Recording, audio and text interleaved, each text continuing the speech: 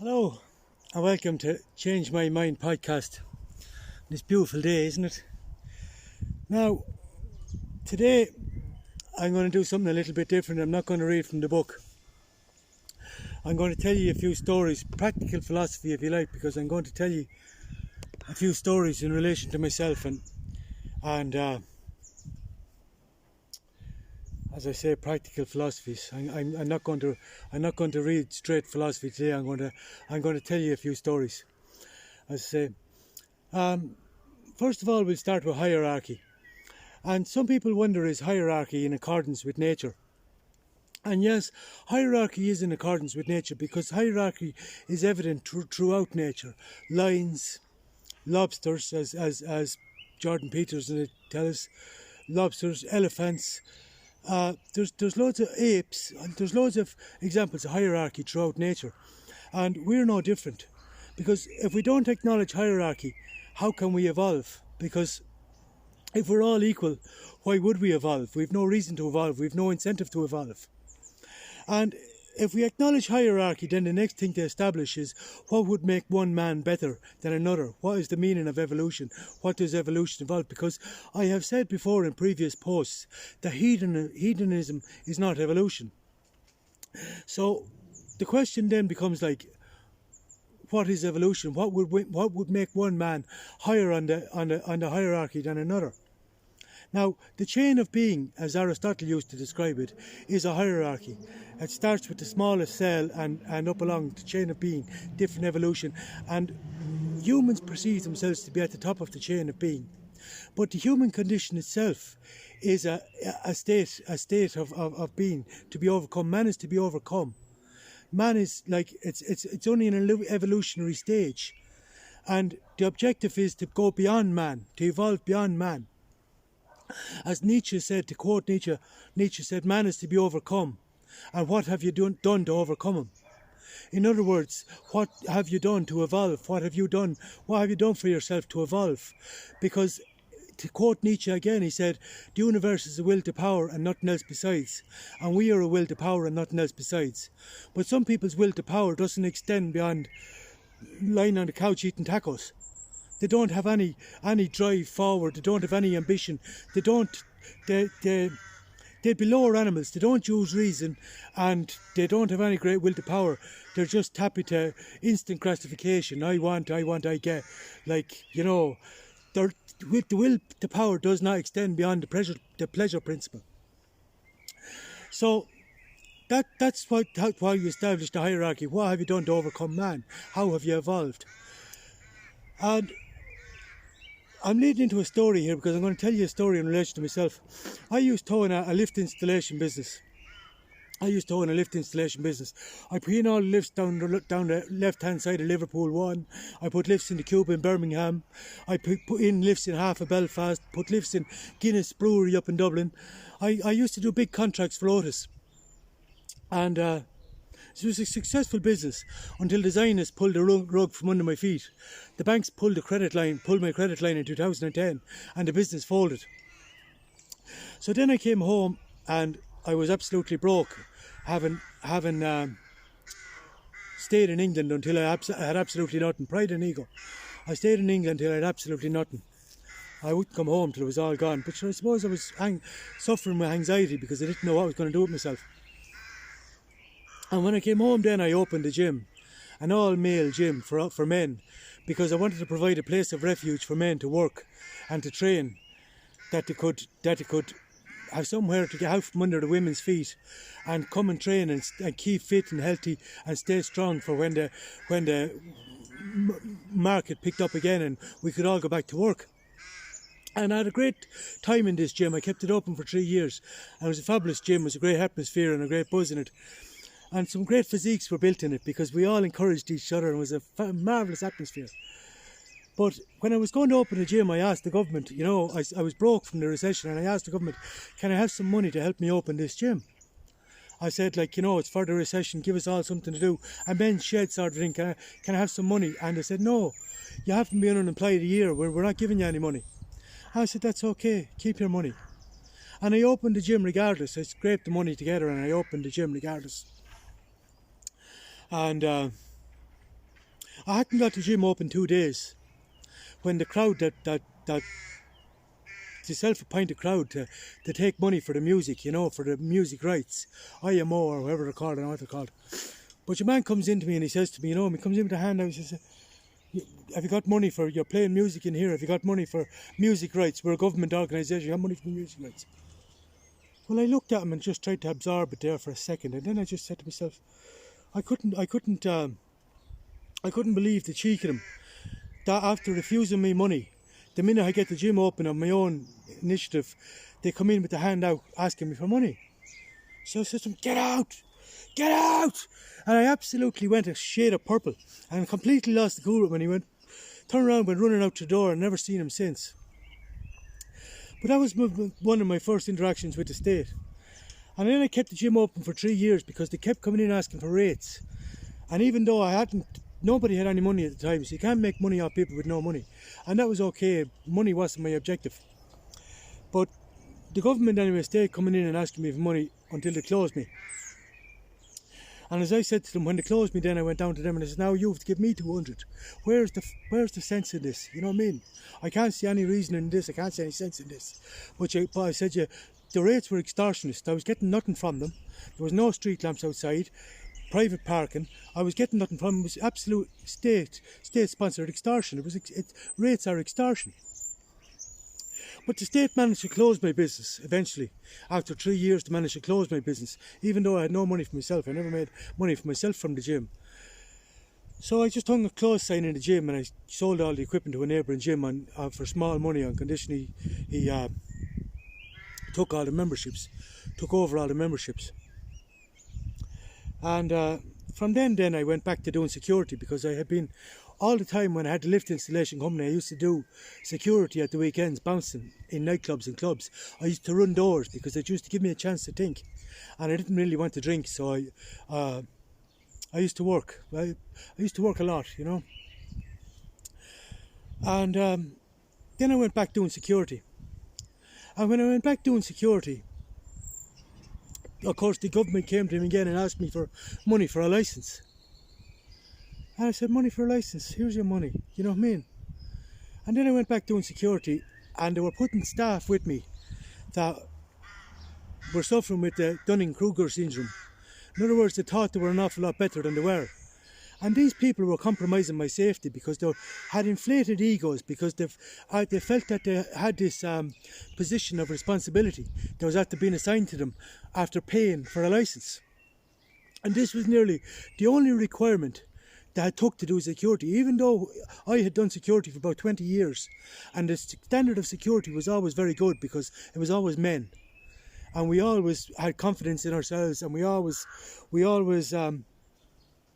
enough confidence in ourselves to defuse situations. And yes, there was the few rogues, but there was also the few rogues on their part. It was a different environment and a different culture at the time, and fighting was nearly a part of Irish heritage.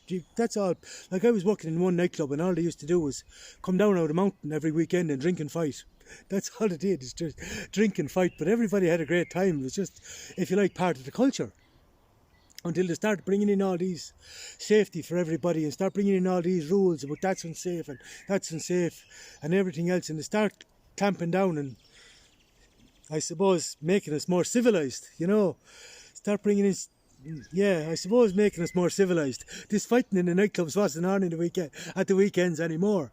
So the PSA, the Private Security Authority, took advantage of this and said, we're going to clean up the security industry and we're going to issue everybody with licences. We're going to take control. But they didn't take control. They were supposed to improve the security industry, but they didn't secure the security industry. They seized the opportunity to establish a hierarchy of tyranny and greed. So they started charging everybody for the licence, but they didn't vet anybody. They gave licences to people who weren't fluent in English. In other words, they were compromising people who were working in the industry. They were compromising their safety by sending them these people who had sat for a few days in a course. The training was in no way sufficient. They weren't confident. They had no ability. They couldn't handle themselves, but yet they had a big mouth, got into everybody's business and treated everybody with an attitude on the doors and caused trouble. Now, when I started working with these people, eventually I had to say, no, I'll work on my own tanks.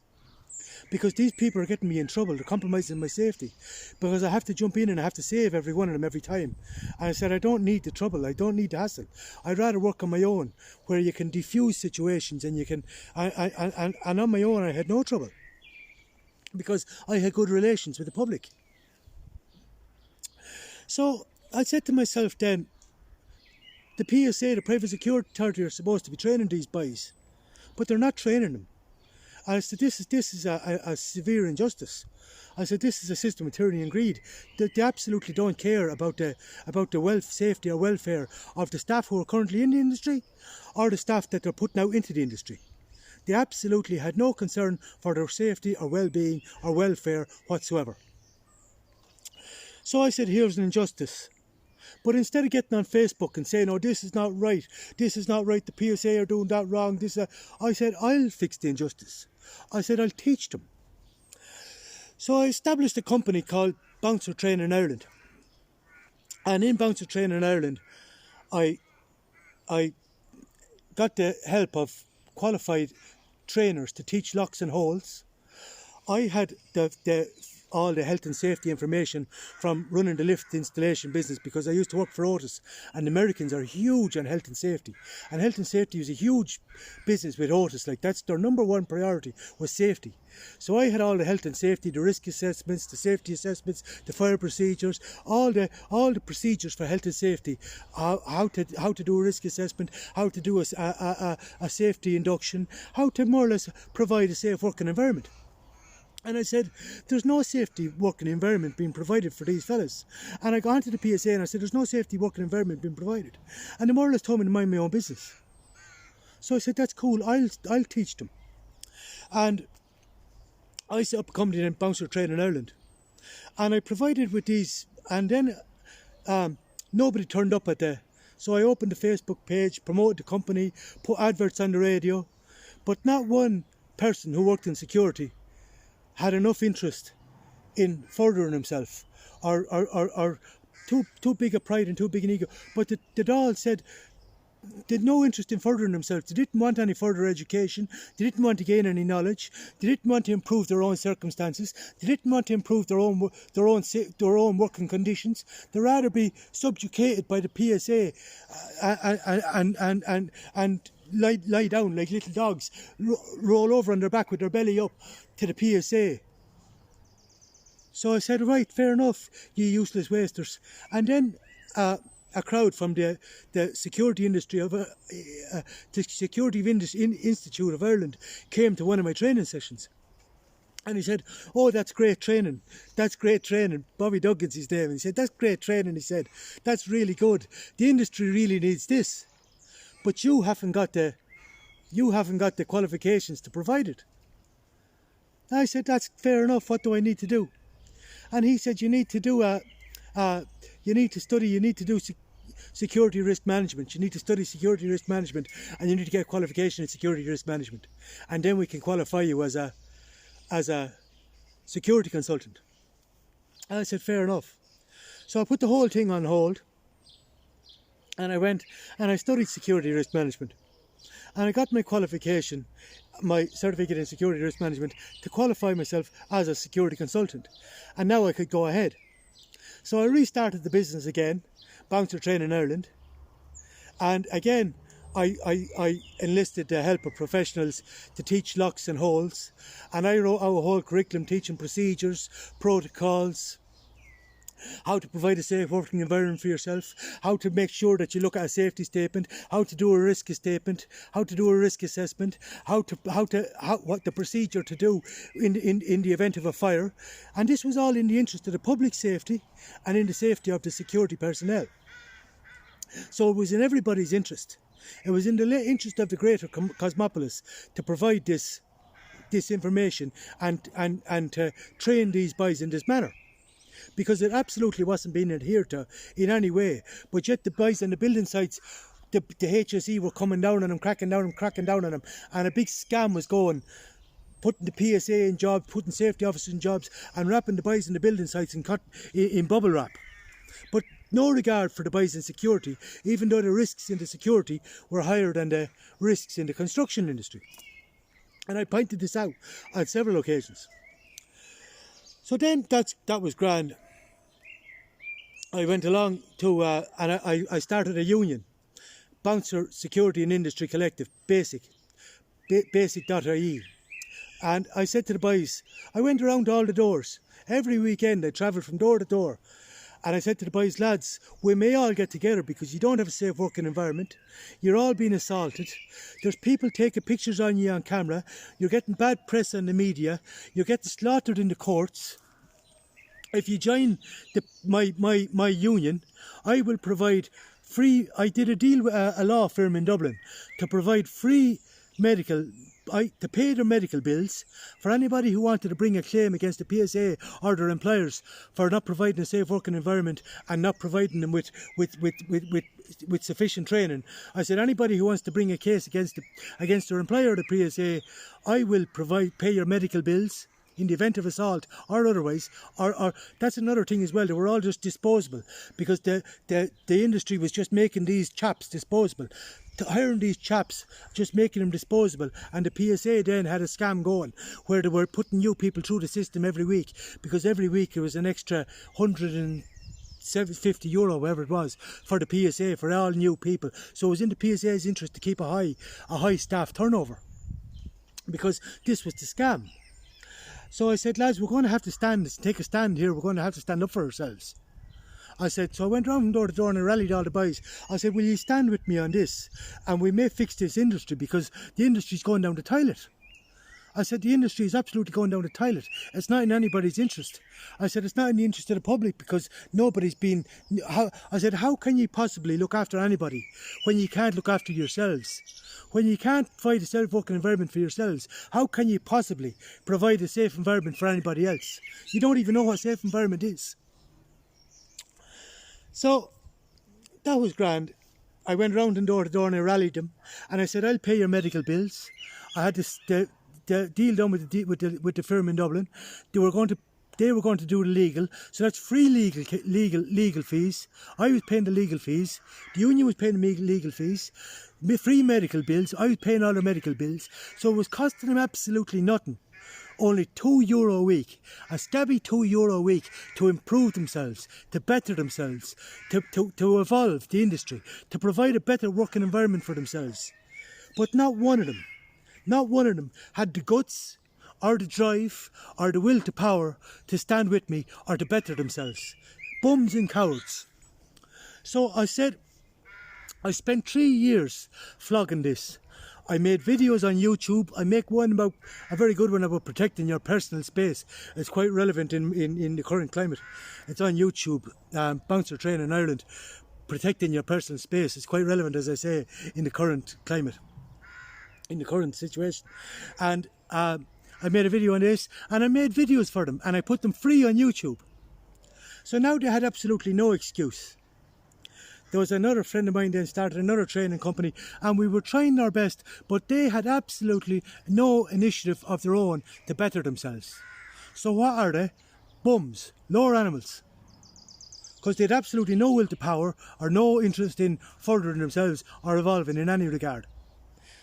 But yeah, they just wanted to consider themselves. Once they're given this piece of plastic, they thought they'd get this ego, thought they were better than everybody. This position of authority. They assumed this position of authority with this license from the state, like the proletariat in Stalin's Russia. So that was grand. I decided then I'm going to give up this. I stopped banging my head off a wall. I said, I'm leaving it to you. That industry is gone. It's finished. I'm leaving this industry. It's in the toilet. And I went off to Turkey to pursue further business interests. So I was in Turkey working on other business interests, and I came back here then after a year. And I was sitting in the local shopping centre. And there I was sitting in the local shopping centre, a whole group of chaps came in. And they were all running around, the chaps were all running around. And they were running into the shops and they were taking up chairs and more or less doing what chaps do. Running riot, you know what I mean? And the security came out And I seen the chaps running around, and they were there standing with their Mickey in their hand, and they didn't even know what to do. They didn't even know how to handle the chaps or deal with the chaps at all. The women had to come out of shops. And the women came out of shops. The women. And ran the chaps out of the shopping centre. So the two security stand guards stood there like two imbeciles while the women ran the chaps out of the shop, out of the shopping centre. So I just sat there and watched this, and I said to myself, my God, this whole industry is in the toilet. This whole industry is really, really in trouble. And I sort of laughed at it, and I said to myself, they deserve no better. So that was grand. Then COVID-19 happened. COVID-19 happened then, and everybody decided to stay at home, and there was all these things, what the government would like us to do. But they're not laws. They're what the government would like us to do. And I'm going to come to the reason why in a few minutes.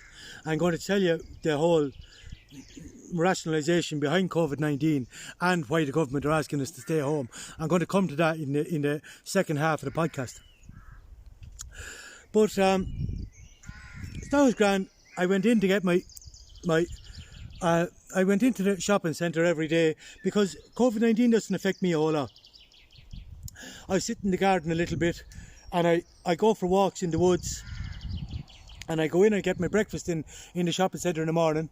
I go off for a walk in the woods, come back, buy my lunch, sit down, eat my lunch. I go off, I walk again in the woods, listen to podcasts. I walk all day and listen to podcasts, and because walk is very good for thinking, and I listen to podcasts all day. Basically, mainly philosophy and some politics and psychology. So I listen to podcasts all day, and then I come back to the shopping centre. Then I buy my tea in the butcher's, and I go home. That's my day. And I write then when I go home. So that's my day. So anyway, COVID-19 happened, and I went into the shopping centre, and I was listening to my podcast, and my internet ran out unexpectedly as I was leaving. So I was after buying my breakfast, and as I was leaving, eating the breakfast, and I ate the breakfast outside the other far entrance, come back through, and I was listening to the podcast when my internet ran out unexpectedly. So I went back into the shopping centre just to finish listening to the podcast using the Leith Shopping Centre's Wi-Fi. And I was using their Wi-Fi and just finishing the rest of the podcast, and I was leaning on the handrailing like this. And the security officer approached me, and he said, "You can't lean on that handrail. You can't lean on that handrail. You can't lean on that handrail. You can't lean on that. You know what I mean? COVID-19, la la." And I said, "Mate, you're out of order." I said, that's not policy. You know what I mean? These are your own ideas. I said, but I went over and I stood over at one side of the shopping centre while I listened to my podcast. I got off the handrail and moved over to one side of the shopping centre and stood to one side. When he came over again and he said to me, "Mate, you can't stand here. You can't hang around here. You can't stay here. You have to go home. There's a pandemic on." And I said, "Mate, you're out of order." I says, "This is not your job. Your job is to enforce the policy of the shopping centre. But I said, the rules of the shopping centre and the policies of the shopping centre, but this is not your job." I said, you have no right to tell me to go home. You know what I mean? I said, "It's not for you to enforce it." And he said, "It's the law." And I said, "It's not the law." And he said, "It is the law." And I said, "Mate, it's not the law, first of all. And even if it was the law, it's not your job to enforce it." So that was grand. I went outside and I sat down outside. I left. I went down and I sat outside, and I listened to the rest of my podcast outside the door. Now he came out and stood around and decided whether he was going to further try to subjugate me on this occasion or not, and he decided against it. So I listened to my podcast and I went on about my way, I went on about my walk. I considered to continue to shop in the shopping centre, following my routine. My breakfast in Tesco, my lunch in Tesco, my tea in the butcher's. And then I used to buy my toiletries in Deals. And then and the reason I buy this is because I made a podcast recently where I stressed how important it is to eat fresh food. You have to eat fresh food high in antioxidants in the current climate. And vitamin C, which I was buying in the chemist, and my concentrated sherry, which I was buying in Holland and Barrett, and other supplements I was buying in Holland and Barrett, to keep the immune system high. But the most important thing in the current climate is fresh food, not processed shit. So this is why it's important to do my shopping every day. I don't even have a fridge. I eat that fresh. So that was grand. There I was. That was that incident. I accepted that, and I said, I got onto a forum, because a security consultants forum I'm in, and I said, has anybody given these guys any training in implementing the procedures and protocols that they're being asked to implement? And has anybody given them any training? Has anybody updated their job description? Has anybody updated the health and safety statement? Has anybody updated the risk assessment? Has anybody provided with them PPE? Now, I knew full well that hadn't, because in my previous business where I had the union, I was fighting tooth and nail for these boys. And I had contacted the HSE on several occasions and asked them, why are you not acting on this? I've reported several incidents, why are you not acting on them? And the HSE said, we're not getting involved with another government agency. That's not our business, that's the PSA. In other words, the PSA had free rule for tyranny and greed, a licence for the government, the very same as paying rates to support tyranny and greed, a hierarchy of tyranny and greed supported by the government. Because now this whole industry was exempt from health and safety, while meanwhile they were oppressing the other industry, oppressing the construction industry with the rules and the regulations and their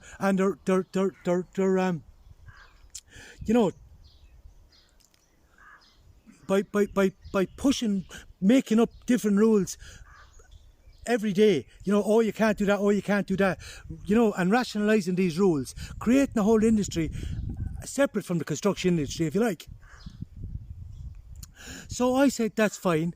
Once I finished fighting tooth and nail because no one would stand with me, I then got back onto the security consultants and trainers forum that I'm in, and I asked, has anybody provided these boys with anything? Has anybody even asked the companies, have you done this? Have you updated the job descriptions? Have you updated the health and safety policies? Have you updated the risk assessments? Have you provided the staff with PPE? Do you care about them at all? Do you care about the public at all? Because again, I ask, how can they provide a safe environment for anybody when they're not able to look after themselves? So that was grand. I was coming back through that. I went in there Monday morning. I went back into the same shopping centre, Leash Shopping Centre. And I went in to buy my breakfast. Again. And the coffee machine was broken centre, where I usually buy the coffee, because I was buying coffee twice or three times a day in the Costa in the shopping centre. But Costa was now closed because of the COVID-19, so I was going to Centra for the coffee. I mixed up the routine a little bit, and the coffee machine was broken Centra, so I bought my breakfast in Tesco, and I went out the back, and I sat out the back on the steps because I was going to go across to Dunn Stores for a coffee when I was finished my breakfast, bread and olives actually. And I said then, I won't get the coffee. I said, I'll walk back through, you know what I mean, I'll go off my walk. So I was walking back through the shopping centre then, and as I walked back through, a thought popped into my head. Philosophical thought popped into my head. And I took out my notebook on my jacket, because I always carried a little notebook, and I rested it on a bin to write down the thought in my head, because as the guard said to me afterwards, if you don't write it down, you forget. And so I rested the book on the bin, and I was just writing the thought in it. And up comes the same boy again, the same security officer. Now, I can only assume that after being successful in his subjugation of me the first time, he decided to further boost his ego and subjugate me again. And he comes up to me and says, you can't lean on that bin. You can't write on that bin. You can't lean on that bin. I said, whoa, okay, I said. And I moved away from the bin. I said, mate, what are you doing here? I said, what's going on here? I said, what have I done, I says, to warrant your attention? Or what have I done to deserve this discrimination? I said, what have I done to warrant your attention? What have I done to deserve this discrimination? Why are you bullying me? Why are you harassing me in this manner? And he said to me, we have cameras, we see everything. I said, and what do you see? Do you see me coming in here? I said, I shop every day. I shop here every day. And I said, do you see me shopping in Tesco? Do you see me shopping in Deals? Do you see me shopping in Holland and Barrett? Do you see me shopping in the chemist? I shop here every day. And he says, yeah, we see you every day. He says, you've no right to come in here every day. He said, you're supposed to be at home. There's a pandemic on. And I said, mate, that's not your business. It's not for you. I said, who do you think you are to impose your will on me and impose your morality on me? I said, it's not for you to impose your morality on me. I said, you have no powers greater than anybody else's. I said, it's not for you to come up and impose your morality on me. It's not for you to impose your will on me. And he goes to me, take off the headphones, he says. I said, what? He said, take off the headphones and I'm talking to you. I said, mate, you're completely out of order here. And he said, I'm not, and I wouldn't, I point blank refused to take off the headphones because it reminded me of a drama I was watching the other night with the colonialisation of Britain when they came to Ireland with the black and tans. Now the black and tans were like him. They were lower animals that didn't use reason and they just did what they were told to do. You know what I mean? They didn't ask any questions, they just acted. Like, for instance, in the documentary I wouldn't take off the headphones because I was reminded of one of the black and tans saying to the women, take off your clothes. And the woman says, no way, I'm not taking off your clothes. And he says, take off your clothes, you'll be done to take off your clothes. You know what I mean? He was abusing his position that he felt he had. He felt he was in a position of authority and he was abusing it. So I felt this man was doing the same and I refused to take off the headphones. And I said to him, mate, will you please stand back on my personal space? I said, you're invading my personal space. And he said, no, I'm back in adequate distance. And I said, you're not, mate. There's the line on the floor. I said, I'm in line with that line. There's the line and that line on the floor. I said, they're 2 metres apart. I said, you're 1 metre away from me. I'd ask you to please vacate my personal space. And he point blank refused to vacate my personal space. So not only had he no PPE, he had no mask, no gloves, was invading my personal space, was imposing his morality, imposing his will. He had a sense of power, of empowerment. I don't know where he got that out. Obviously from no training and no procedures, no policies. Because if he was enforcing a policy of the shopping centre or enforcing a policy changed by Tesco, they might have informed me of their change of policies and I would have went and shopped somewhere else. Because I wasn't put under these restrictions in Lidl, Aldi or Centra, where I had no problem sitting down and eating my lunch every day. If I wanted to go there for a change, I had no problem sit down and eat my lunch. I get my dinner and lunch in Centra on a Sunday and I had no problem sitting down to eat. Some days I went to Aldi for fresher fruit and I had no problem sitting down to eat my lunch and no one came near me. So this man, if they changed the policies, I would have gladly shopped somewhere else. But nobody informed me of a change in policy if he was enforcing policies. Or else he was only acting what he believed to be true. But he wasn't acting under law, he wasn't even enforcing the law. Not that he's placed to enforce it in the first place. So again, it's like the proletariat in Soviet Russia. Because the proletariat in Soviet Russia, when they wanted to bring in communism, they told the proletariat that everybody is equal. And they said everybody's equal. And the proletariat, who have done nothing to climb up the hierarchical system. In other words, they haven't made any sacrifices to better themselves. They haven't looked to gain any knowledge. They haven't taken any risks. They haven't looked to evolve in any manner, but yet they want to consider themselves equal. Not only do they want to consider themselves equal, but they then be feeling empowered by the state, subjugated others, because if they heard anybody talking ill of the state, they became the state's informants, because they used to then rat people out to the state. He's talking ill of the state, he's talking ill of the state, and they used to have these people arrested and brought on. So they felt this sense of equality and this sense of empowerment.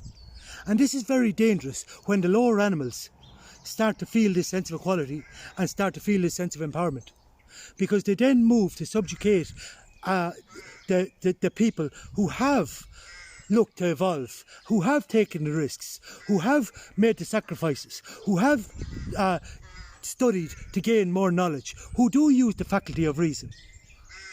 Do you see where the danger comes in now? So back to my friend anyway. I said, why am I barred? And I said, come on, I said, we'll go into the man in Tesco, we'll go into the manager of Tesco. I said, and we'll ask him, can I shop here every day? We'll ask him, as he's the main tenant in the building, we'll ask him, can I shop here every day? We'll ask him what the policy is, because nobody told me the policy. I said, if there's been a change of policy, we'll go and see the manager. Which he said, no, I don't work for Tesco, I work for the shopping centre. And I said, but they're your main tenant. And he said, no, I work for the shopping centre. And I said, fair enough. But while I moved away from him to go to the manager of Tesco, the butcher came out. Now another lower animal, we now had a mob going. And this is what happens with the lower animals. We now had a witch hunt, the Salem witch hunt, because we now had a mob getting up to subjugate me. We now had a mob gathering because the lower animal from the butcher came out to tell him what a great job he was doing and how great he was. So we now had a mob building. So I moved back. I said to him, I want to see the manager. And he got on the thing and he called the guards. And I said, why are you calling the guards? I asked for the manager. And he said, no, I'm calling the guards. And I said, right, call the guards. I said, I'll wait for the guards. I don't feel I've done anything wrong. And he said, we've cameras, we see everything. And I said, well, what did I do? Tell me what I did. And he said, you're barred now. I said, why am I barred? And he said, no, you're barred now, that's it. Just leave. And I said, okay, I'm leaving. And then he proceeded to walk behind me and walk me out like a criminal. So as he was walking me out like a criminal, and I felt like a criminal, I said, no, I can't have this. I may stand my ground and clear my name. I'm not going to be subjugated by this lower animal again. I'm not having this. Because, as I say, I am a security consultant. He was where did he even get the notion that he was weighing his rights? What did he feel warranted this behaviour? And then I said, no, I'm going to stand my ground. I said, I'm a security consultant.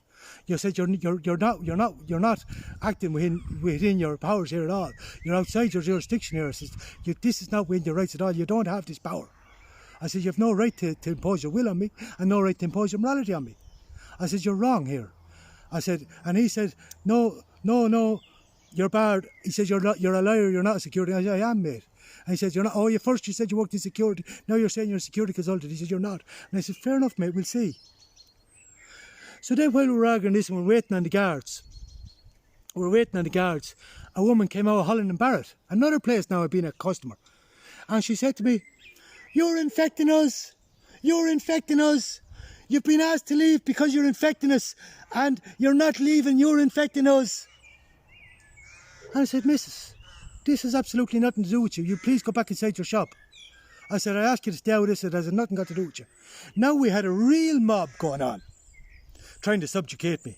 We had the butcher, we had Holland and Barrett coming out, the whole shopping centre of which I was a customer. I had done no wrong. And here we had all the lower animals gathering up on me. We now had the Salem witch hunt going on. So I said defiantly, I'm standing my ground. I want to make a case out of this. I want to clear my name. I have done no wrong. I want to know why I'm being treated in discriminatory fashion. I said I have done no wrong. Because now it was, if I had left the shopping centre, I was now barred and I could no longer shop there. And it was too late to argue it. So I said I want to make a statement, I wait for the guards. So the guards came, and in fairness to the guards, they obviously knew the position. I said to the guards what had happened. I went to write the note on the bin, and the guard even said to me, yes, of course, he said, when you get an idea you have to write it down, he said, or it's gone. And I said, yeah. I said, that's all it was. I said, can you please ask this man what I've done wrong, because I can't understand why I'm barred. And he said, oh no, that doesn't have anything to do with us. He said, that's a civil matter, we can't. I said, that's fair enough. I said, that's fair enough. I said, I'll take it up. I said, you just record the incident. And he said, yeah, I'll record the incident. And I said to the other guard, I told the guard, I made a statement. I said, I came in and ate my lunch. And he said, was your breakfast nice? And I said, it was lovely, thank you. My breakfast was lovely. And, oh yeah, and I said to him as well, why are you, when I had stopped waiting for the guards the second time, I said, why am I barred? I said, you have to give me a reason why I'm barred. I said, you just can't bar me at your own discretion.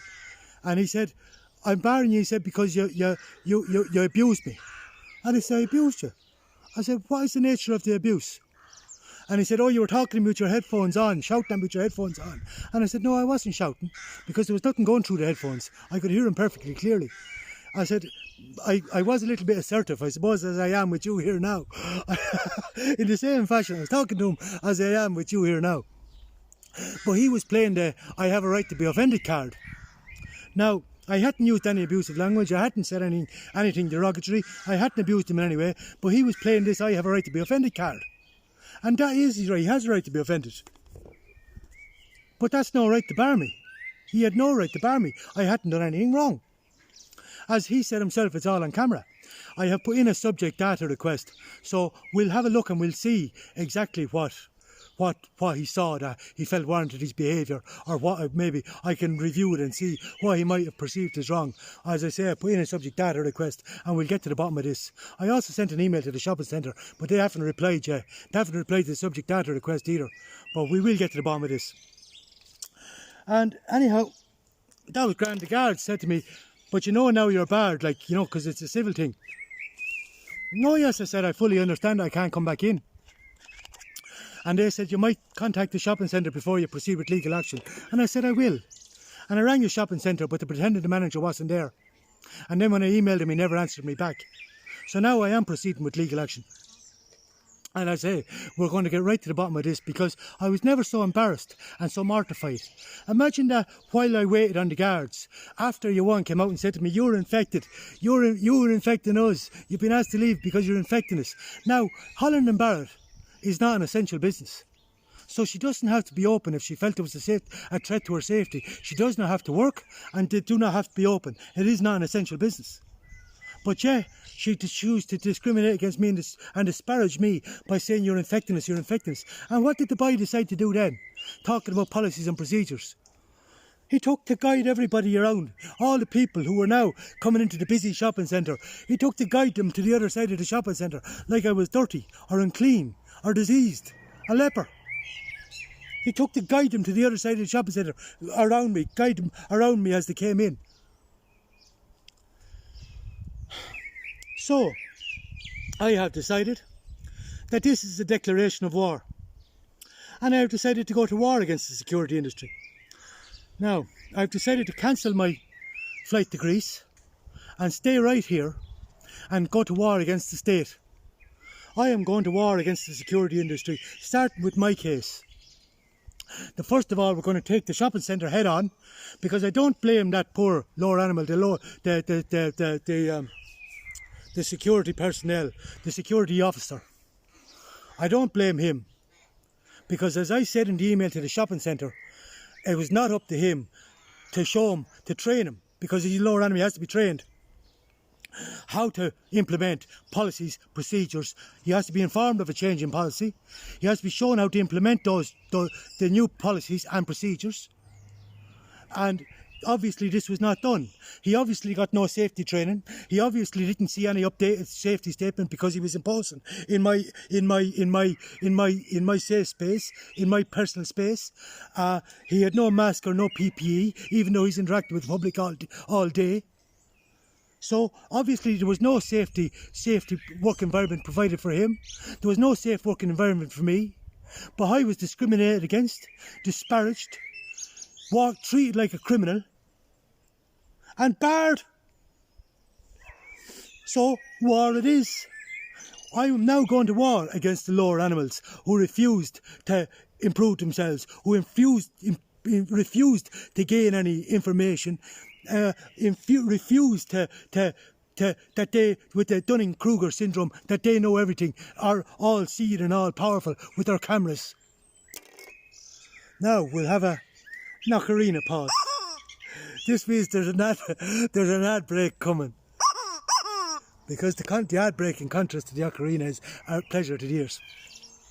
Now the ad break is, since I have decided to cancel my flight to Greece, and I am going to war against the state, and in particular starting with the security industry, if anybody has any cases that they would like to bring against the security industry, in other words, anybody who has suffered a similar fashion to me, that has been discriminated against in shopping centres by security officers imposing this power that they seem to think they have, that they don't have, imposing their will that is not within their power, or anybody who has suffered at the hands of bouncers on an ego trip, or bouncers who have not provided a safe work environment for them, or has no knowledge of safety procedures, or has no knowledge of procedures in the event of a fire, or has no knowledge of their job, basically, you can come to me. My brother is a health and safety officer. He is a health and safety consultant, and I am a security consultant. I also have my own legal team, and I will take your cases, we will take your cases and fight against anybody, because the barristers who take money off the state for free legal aid, they're not inclined to take cases against the state, and basically they're not inclined to take cases against the PSA because the whole thing is intertwined. They don't want to bite the hand that feeds them. But I will take your cases. So anybody who has any cases involving security or any cases against the security industry, whether it be in shopping centres for false arrest, being pushed around, bouncers on ego trips, security officers on ego trips, assault, defamation, anything like this, I will take your case and I will fight them to the death. Or we will fight them in the battlefields as war against the security industry, because I am going to annihilate this industry in the courts of law, and then we're going to build it from the ground up. And we're going to flush out those bums, those cowards that are masquerading as security officers and bouncers. We're going to flush them out and build a new system, a new industry from the ground up with my union. Now you have it. So that's my ad break. Anybody who would like to, as I say, assistance in taking a case against the state, especially regarding security, contact me on Messenger. That's the Ocarina pause. Over. Now we will talk about the underlying politics of COVID-19. For the second half of the podcast, we will talk about the underlying politics of COVID-19. I have said in a previous podcast that 5G caused, I have explained, I won't go back over it again, I won't repeat myself, but I have explained about COVID-19. I think it's in the first one, about 3 podcasts back. I've explained about the interlink between COVID-19 and the 5G masts and the 5G rollout. So now I'm going to further tell you more on this. In China are rolling out 5G as quick as they can, because what 5G have done, what China have done, is they have established a communist regime where the state controls all the manufacturing, and the state controls all industry. And the state has purposely, the People's Republic Party, or People's Republic of China, the party, People's Republic of Party China, has brought in a communist regime in order to control all your manufacturing and in order to control all industry. And the reason they took control of it is so they can keep the price of manufacturing and the price of all manufacturing low, so that they could make slaves out of the people for the West. In other words, all cheap manufacturing, like our runners, our cheap jumpers, so we could have cheap phones, cheap everything basically. Even the iconic Harley Davidson is getting their bike parts made in China. All the German car manufacturers are getting parts made in China. So China is now the factory of the world, and China have purposely kept the manufacturing costs low by oppressing the people and using them as slaves and creating a slave market for the rest of the world. Now, by doing this, there is a reason for this, as everything is deeper than it appears on the surface. Because by doing this, what they did do is they established their industry and they rolled out 5G and allowed everybody to have a phone. But yet they don't allow Facebook. But they allow their own system, Line In and all these. Because when they control the telecoms industry, they get to see what everybody's doing, they get to collect all the data, they get to use all the location services and see where everybody are. And then when COVID-19 struck, because what they want to do is, in the China People's Republic of China, the Communist Party, they oppress then any groups that feel might come up in opposition to them. For instance, Muslims get a very hard time in China, and the Falun Gong get a very, very hard time in China, because they're off the grid. They don't want to be a part of the grid. They don't have phones. They've clean living. They eat fresh. They're off the grid. They want to stay off the grid. So when China sees them as being off the grid and not under the umbrella, they harvest their kidneys. They harvest their organs. They severely oppress them. They come down very hard on them. And do the same with Muslims, because the People's Republic of China Communist Party want to be God. They want to be omniscient, omnipresent, and omnipotent. All seeing, all known, and all powerful. And in order to aid them in this, they give everybody a phone and roll out 5G. So then what they do is, they then, as I say, what we have is imperialism. Because as I explained in my second video about how the forces of nature is a series of opposing forces that interact with each other to bring about change. And two of those forces are communism and capitalism. So it's a constant battle for imperialism. It's a constant battle for control. Because in the West, what we have is, we have Facebook, we have WhatsApp, we have TikTok, we have all these things that are all going back through one platform, through the Zionists, through the phone networks, so they could gather all the data, because it's all going through a central computer, all going through Google's central computer.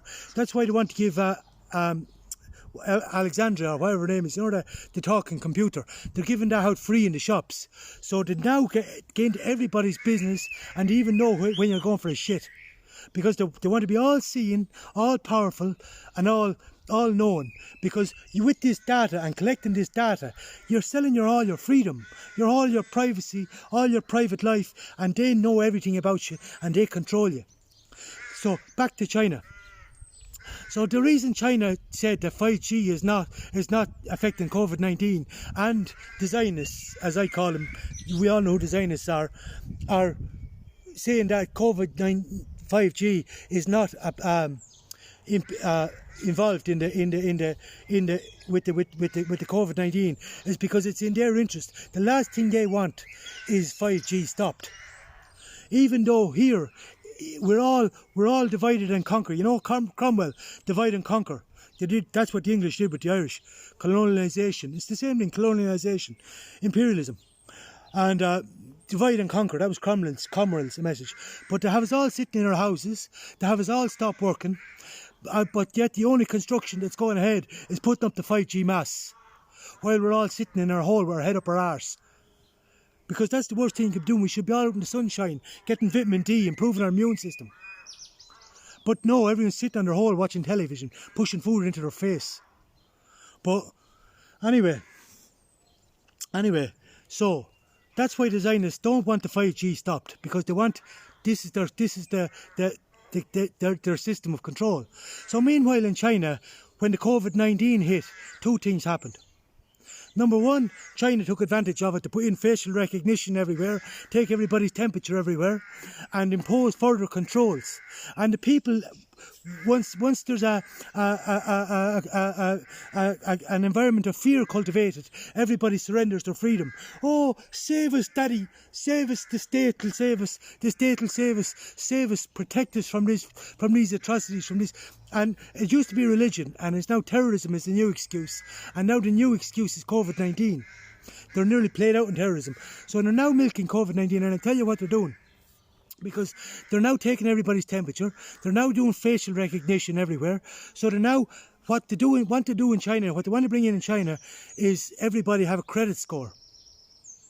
So, in other words, if I go to the shop and I buy 8 beers, because there'll be no more money, everything's going to be plastic, and I want to buy 8 beers this weekend, and then I go to the shop again on Wednesday and I buy another 8 beers, they say, oh, look at this fucker, he's not really much use to society, he's an alcoholic. You know what I mean? And they now start to assess you based on these impressions, through watching your behaviour, through watching what you put on Facebook, through watching what you put in your phone call, through what you say in your messenger, because they know everything. Because Messenger, WhatsApp, everything, they know everything about you. And they give you a credit score based on this. And then they rate you as an individual based on your contribution to society. And if they don't feel that you're of a high value to society, you face higher controls. Like, you have to wait longer for trains. You have to wait longer. You have more control over getting tickets for events. They control everything, because everything is now going to be automated. So they have full control. And basically, the quality of your life is going to be determined by them, because they have all the data about you, and they make a judgment based on this data, and then they have the controls in place to impose restrictions based on this data. They want to be God. And the Zionists also want to be God. It's a race for control. But they're not God. All they have is illusions of control. There's only one God, and they're not He. So, Hayuya then, Australia copped what was going on, and they banned Hayuya out of the country. They said, you're not putting up any masks here, and you can take your phones and stick them 2 miles up your ass. America banned Hayuya, in fair, because it wasn't Trump, he's just a puppet.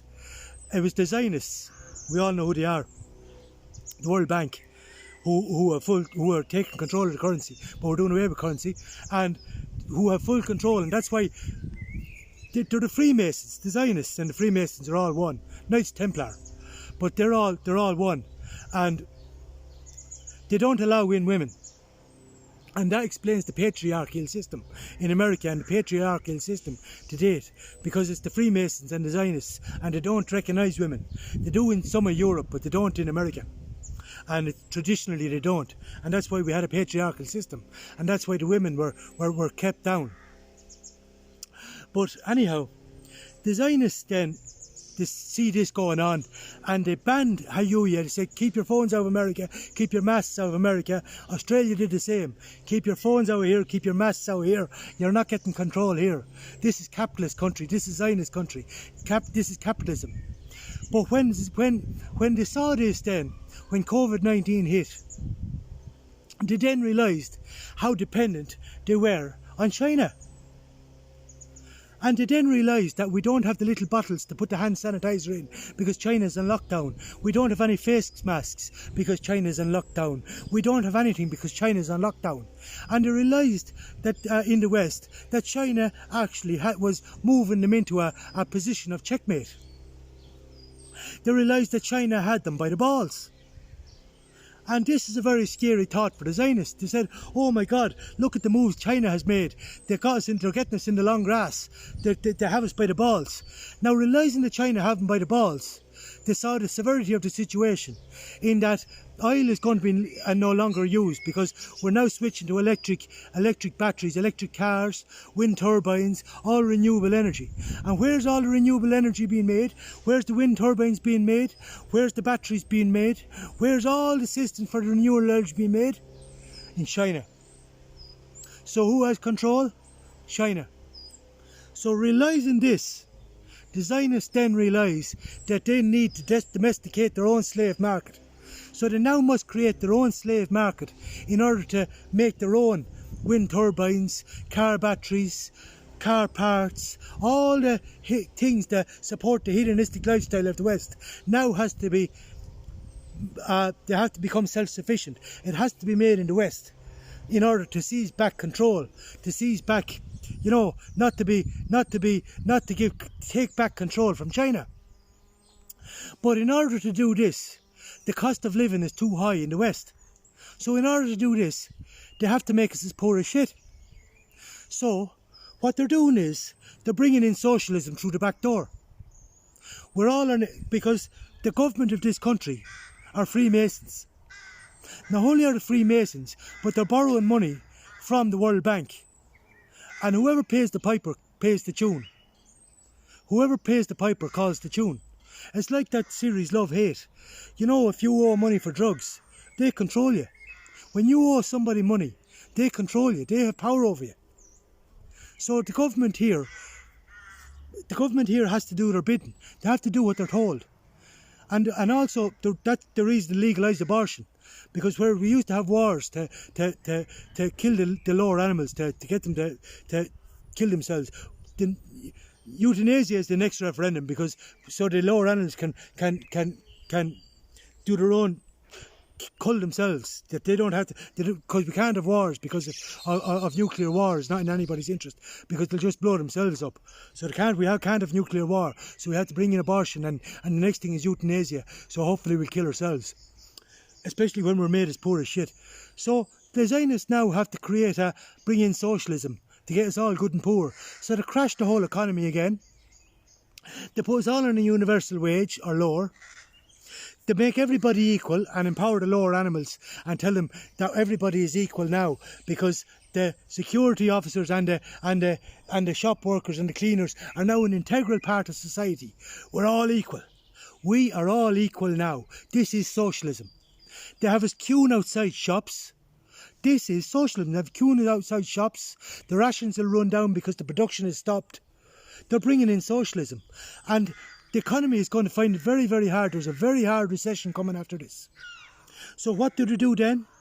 It's the very same as Cleander with crashed the Roman Empire.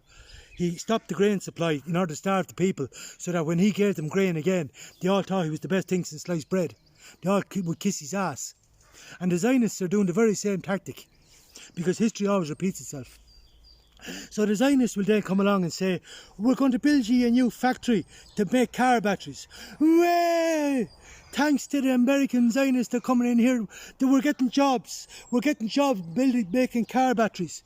We're getting jobs building wind turbines. We're getting jobs for €10 an hour. We're all getting maybe less than €10 an hour, because we'll appreciate €5 an hour, won't we? And it's, we're all getting jobs thanks to the Zionists. So thank you to the Americans. They're our saviours. They're going to give us jobs, badly needed jobs in this current climate, in this environment where we all have no jobs and we all have no food and we all have nothing. So they're domesticating their own slave market. Now do you understand? Does this stand to reason? And all I'm saying is, does this make sense to you? Can you see now how everything ties together? And you can just open your eyes and see it. You can see Australia ban China. Ban the phone networks. You can see America ban the phone networks. Why do you think they banned them? And now the Zionists and that dickhead, what's his name?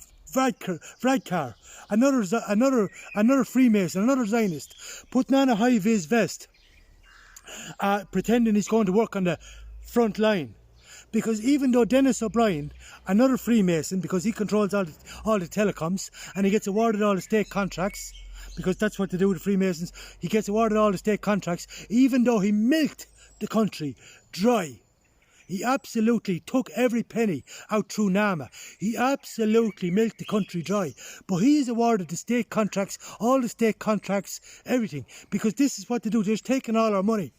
They're just taking all our money. And Dennis O'Brien gets to lease out his Beacon Hospital to the COVID crisis. So the state are paying him for his Beacon Hospital. But will I tell you a good one? The Beacon Hospital is empty. It's absolutely empty. And most of the hospitals are empty. So what the fuck is Vradkar putting on his high-vis vest for? Where is he going to work? The hospitals are empty. They're empty. Because anybody who was going to the hospitals is not going to the hospital in case they catch COVID. So now we had a bed crisis. The bed crisis has been alleviated, because even I was watching a documentary this morning, or a thing on YouTube this morning, and they were asking him, what's the story in America? Are your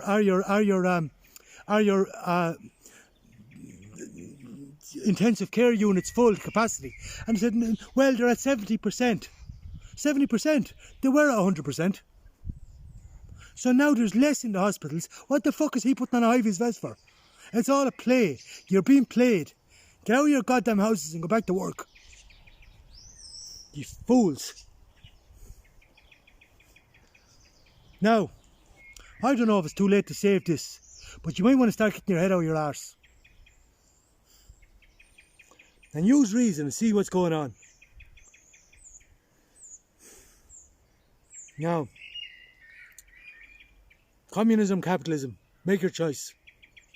Or we could have I have a social reform, idea for social reform called libertarianism, based on virtue ethics.